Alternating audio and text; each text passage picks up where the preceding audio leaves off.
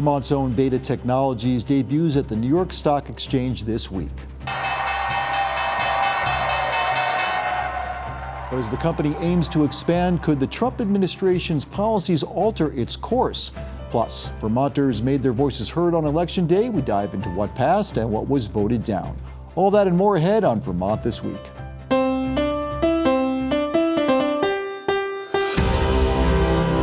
From the Vermont Public Studio in Winooski, this is Vermont This Week. Made possible in part by the Lintelak Foundation and Milne Travel. Here's Moderator Mitch Wertlieb. Welcome, everyone. I'm Mitch Wertlieb. It's November 7th, Friday, and on the panel today, we are joined by Calvin Cutler, WCAX, Derek Brouwer with 7 Days, and joining us remotely today, Howard Weiss-Tisman from Vermont Public. Thank you all so much for joining us today. We're going to start with the big story that we teased there at the top, Beta Technologies, Derek Brouwer. Initial public offering happened this week on Tuesday. Looked like a big success. What can you tell us about this company, about Beta, how it got started, what they do? Yeah, I mean, this is a hugely significant moment for one of Vermont's most dynamic companies that we've really ever seen. I mean, this is a startup that began 8 years ago in a kind of a rundown hangar in Burlington International Airport, trying to build electric planes that will revolutionize aviation in a lot of ways we're still trying to understand. And since then, they have raised over $2 billion. They've raised just $1 billion this week with their IPO, which is money that they need to bring their plane to market, which they are still endeavoring to do. And that goal is still at least a year away for one of their planes and 2 years away for another. It's a really immense project to bring a new type of aircraft to market in the United States, and they are racing alongside some other manufacturers to be the first to do this. So they employ a lot of people, I imagine, too. They do, and it's been, I can't even keep track of how quickly they're growing. Every time I check in with them, the number is higher than it was the last time. It's over 800 people now, and their founder and CEO, Kyle Clark, told me this week that it's still every other Monday they have a classroom full of new hires. It's an astonishing clip that this company is growing. So really important to Vermont's economy, obviously. Governor Phil Scott was likening them to IBM. I mean, what's the comparison there? The comparison really comes down to how significant this company is for the Vermont economy. I mean, IBM transformed Chittenden County in a lot of different ways. It transformed communities. It brought a ton of wealth into the area with good wages. And Beta's doing some similar things. The real difference, I think, is that Beta does not yet have a product. All of this growth has been driven by startup capital investment that they've been able to acquire by convincing people that this plane someday will be able to make a lot of money by transforming aviation. But we're not at that day yet. So this company it speaks to how expensive it is to build a plane that you can hire 800 people before you have any revenue. But I think that is the big question with this company is, this is a big step on their journey, but there are some real decision points ahead and turning points that are still in store. And, Calvin, I know you've been covering this as well. I'm curious about the timing of going with this initial public offering. I mean, why now? You said, as Derek, you were saying, about 8 years they've been in business. Why do you think they went for this now? So Kyle Clark said, right afterward, after they rang the bell for their IPO, he addressed the media from New York, and he had said basically that that now is the time to sort of let their company be unleashed and to grow, to try to take advantage or take control of more parts of their own supply chain. He said that they're already running into some issues in terms of getting parts or getting labor from certain contractors. So there's that piece to it. There's also, some might say as well, maybe more of a political component here. And I don't know if that's what you were referring to about potential changes at the federal level as well. I was definitely going to wade into those waters, because, again, this is a company, as Derek was saying, that, they're making aircraft, could be used for many different things. But as we talked about at the top there, what are some of the things that are happening now with the Trump administration that could change the course of what this company does? Yeah, so of course we mentioned that Beta is, all these planes are all electric, carbon free, the during the Biden administration, the Beta Technologies had secured contracts with a number of big companies and big organizations, one of them being the Department of Defense. Now here we are in the second Trump administration, and one of the president, his main goals or his stated policy objectives has been to sort of push back on green energy and to unleash American energy, looking at new forms like nuclear, oil and gas, trying to secure, rare earth minerals for microchips and semiconductors to fuel AI and defense and national security. And all of that. So when you look at Beta and where they stand with, we're making electric planes, there is a potential ideological rub there in terms of, Beta's vision and the president's vision. We even saw Secretary Pete Hegseth, when he addressed gathering of generals, I believe it was last month, he, described the need to eliminate woke green ideology from the Department of Defense and what they're calling now the Department of War. So we've seen some money get clawed back from Beta already. There was $1.8 million last month from the Department of Energy. We don't know exactly what will happen with the Department of Defense, but there is a real concern there. We can get into sort of tactically how this works on the battlefield and what the Department of Defense looks for or not. But on its face, there could be an issue there. Well, let me turn that back to you, Derek Brouwer. I mean, are they looking to make aircraft that would have a military use? Yeah, certainly. They've been working with the Air Force for years. The Air Force actually was helping to incubate this technology earlier on. Interestingly, the military has become a little bit more cautious with respect to this technology because it's still unclear what exactly these planes are going to be useful for.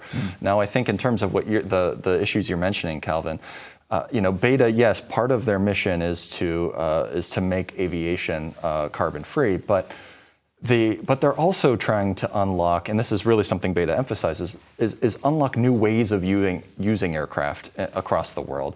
So these planes, they function in a different kind of manner with different sort of cost profiles from traditional aircraft. And so the theory is that this will be attractive for all kinds of different uses that right now helicopters, for instance, are just too expensive to be worth it.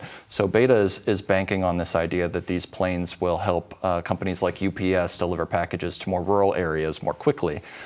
New Zealand is exploring whether or not this can be used to transport mail between the two islands down there. So there are all these, and then of course there's the sort of utopian vision that this industry has been built upon, which is personalized air travel, Jetson style urban air travel, which seems to be still some years off now. There are a whole host of issues related to that, but these planes that Beta is trying to make can take off vertically like a helicopter without the noise and without the costs associated with it, which in theory opens up new forms of travel across cities and things like that. And to Calvin's point, if you're talking about planes for private travel, we all know how much carbon is used by these private jets. That it's not ecologically very sound.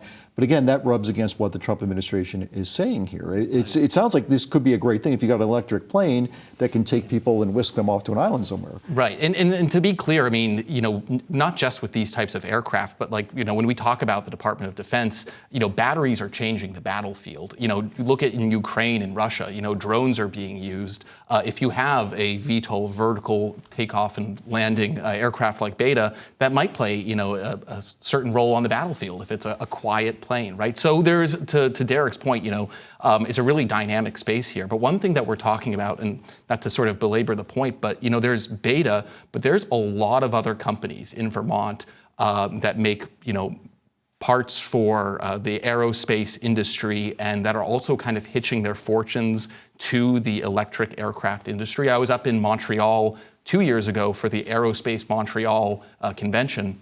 And there was, I think, over 75 or 80 companies, very small startups that are here in Vermont that are also trying to sort of hitch their fortunes to this emerging industry, and to Derek's point about just changing the way of how human beings get around. It's going to be so fascinating to see where this goes. And one more quick point before we're off this topic here, Derek Brouwer, I wanted to ask you about this. I said the IPOs came out on Tuesday.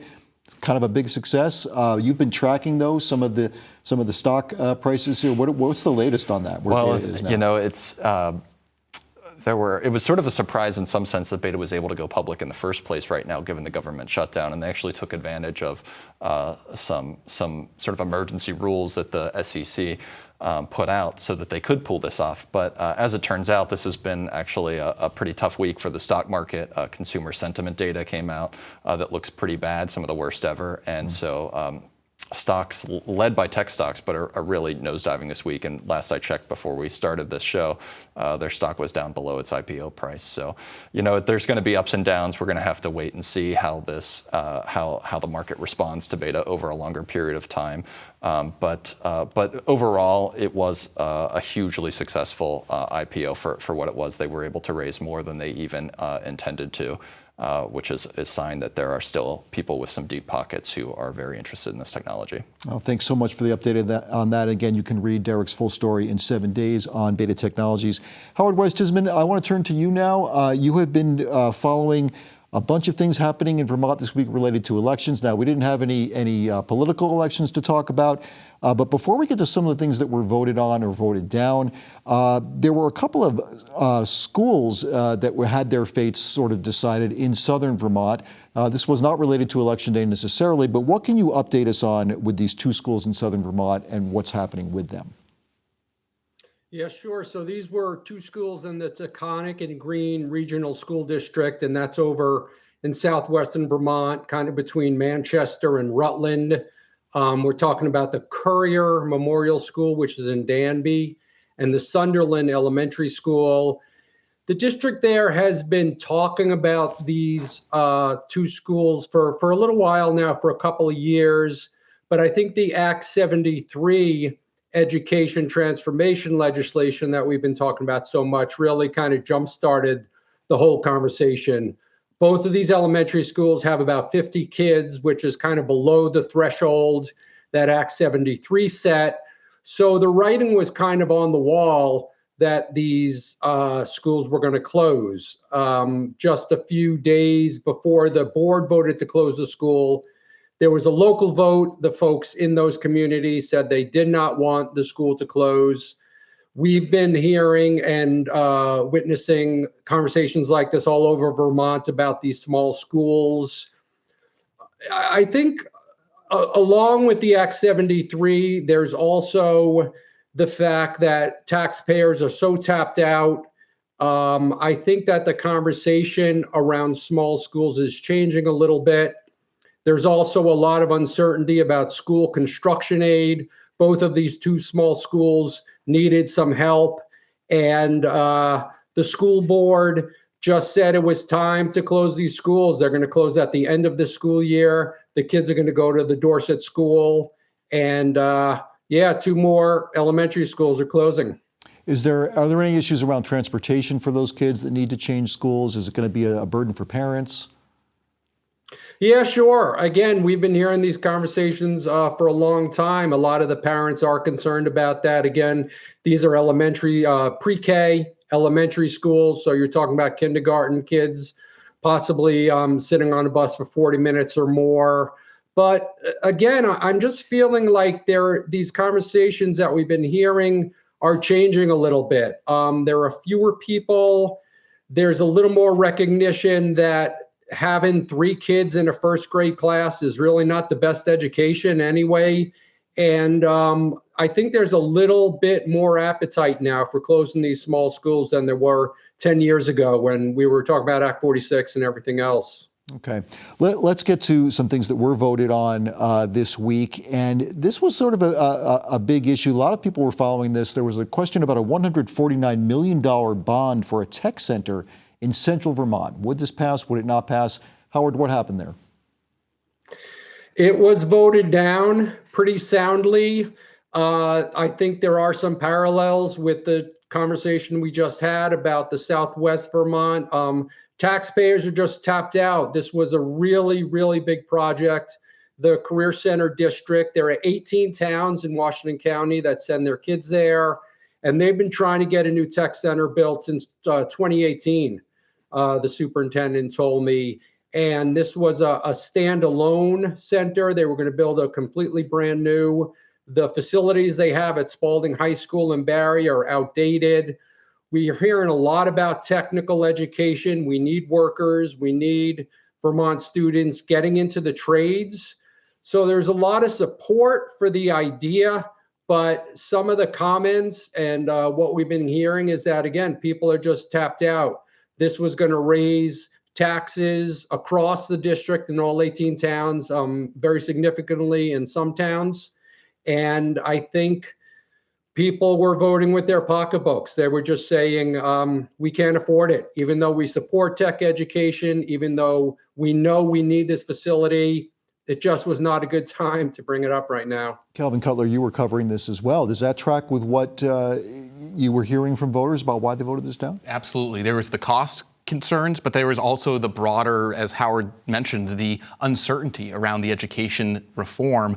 You know, we talk about the need for this type of education. I mean, these are home construction, plumbing, electric. I mean, these are like critical for our workforce. Jobs too. Great paying jobs, great job security. Kyle Clark of Beta even went to Essex and got his start in this, right? So this is a real pinch point here in the state.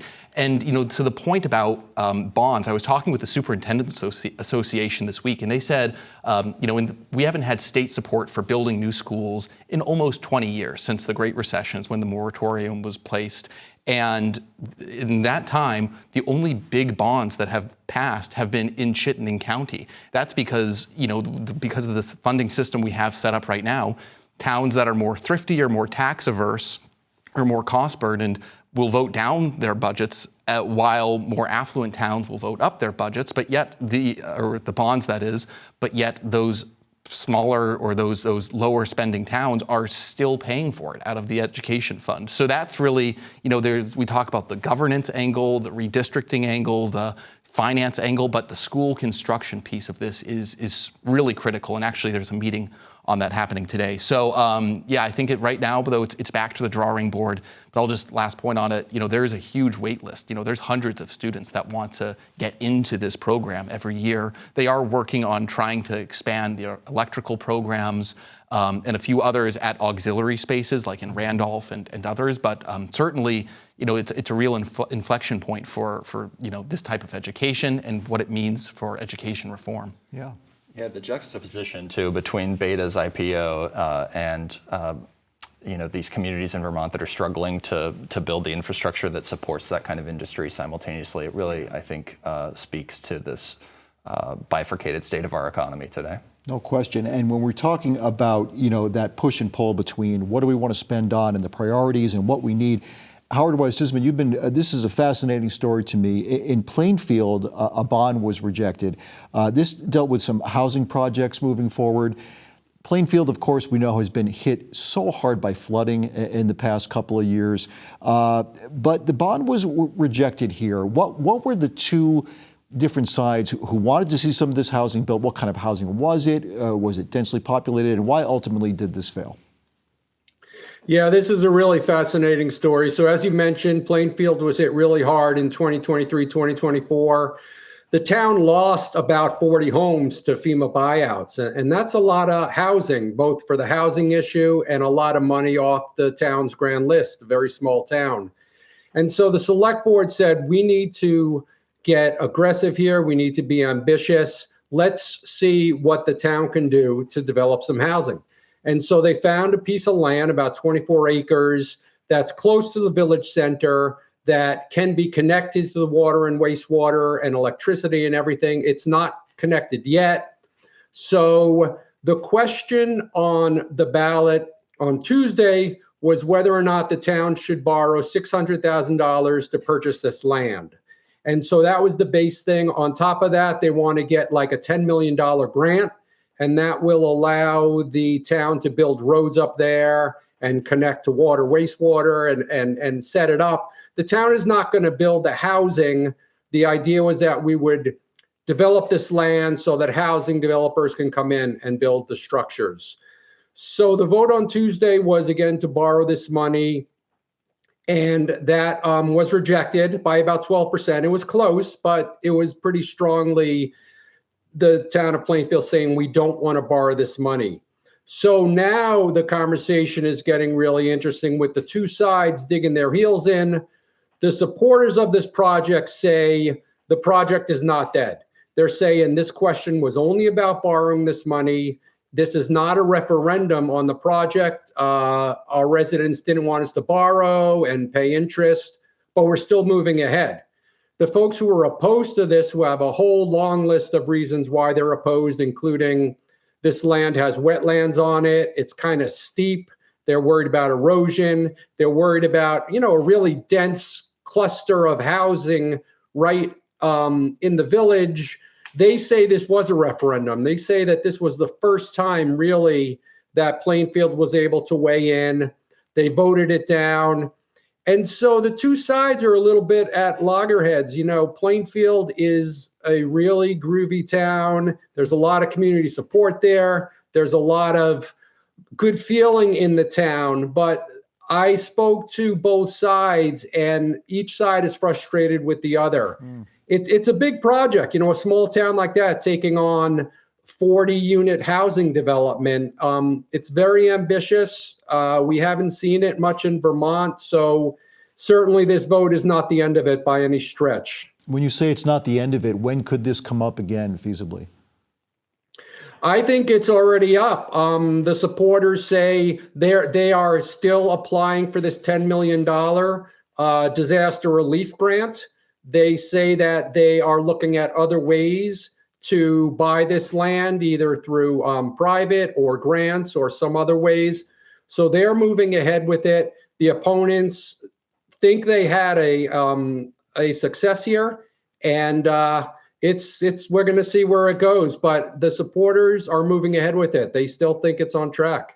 I do appreciate, too, Howard, what you said about Plainfield being a groovy kind of place. And, the other thing that we saw with some of that terrible flooding was the volunteer effort in Plainfield, especially with young people, was tremendous. People came out, were helping neighbors dig out and just get through a really rough time there. Yeah, absolutely. And that's why it's a little bit troubling coming out of that good feeling and all of the the angst and the really tough stories we saw there, people losing their housing, to kind of have the town now really struggling with this reality of things are different. The floods have come. The floods are still probably going to come. We can't develop where we've been all these years. Something has to change, and we're going to see where it goes. And briefly, Howard, can you give us some sort of mini updates on other votes that you felt were significant on Tuesday? Yeah, like you said, it wasn't a big year. There were a couple of flood mitigation projects in Cabot, Heinsberg, and Barry, which were all approved. The Barry votes were interesting. There were two flood projects, $2.4 million for housing, and another $3 million or so to move their public works facility up out of the flood zone. So both of those were supported. But in Berlin, they wanted to build a new rec center. This is a $1.8 million project. This is the third time the town voted on it, and they said they didn't want it. It was turned down. So that project is dead, at least for now. All right, Howard, thank you so much for those updates. Really appreciate it.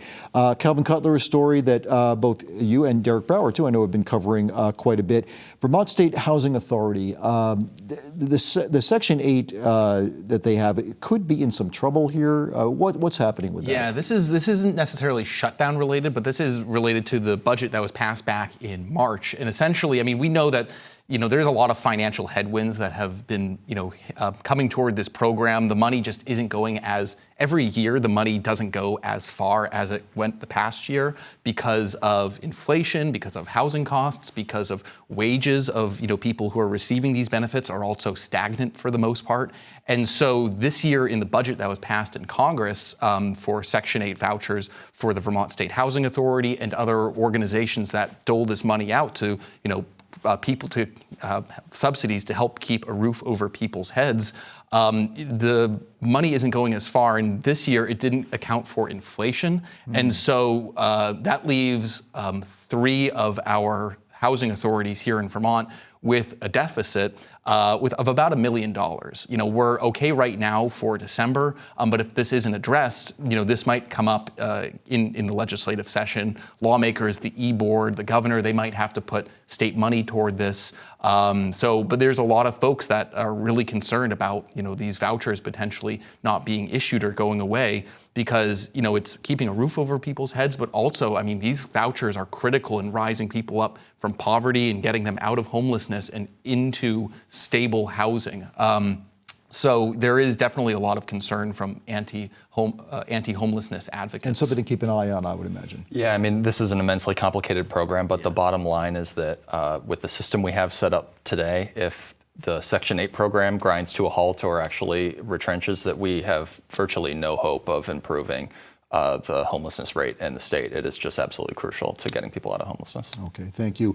And before we go, I want to mention that some nice news for the family of the late great rock and roll singer-songwriter Warren Zevon. He's getting into the Rock and Roll Hall of Fame posthumously. It's about time. His family's going to go out, and they live in Vermont, by the way. They're going to go out and check out that celebration. The other thing the Rock and Roll Hall of Fame could get right, and Calvin, I know you're going to back me up on this one, we got to get Phish in there, right? Yeah, you know, I'm glad we mentioned it, Mitch. Had to. Yeah, had to. But unfortunately, they did not make it in this year. But I mean, big congratulations to this Vermont family. But boy, yes. It'd be nice to see Phish. Nice to see Phish in there. Yeah. Yes on Phish. Sure. Derek. Yes on Phish. Howard. I'm going to say that's a yes. Yeah, sure, why not? Thank you so much to our panel this week. Derek Brouwer, 7 Days, Calvin Cutler, WCAX, and Howard Weiss-Tisman with Vermont Public. I'm Mitch Wertlieb. Join us next Friday. Hope you have a great week.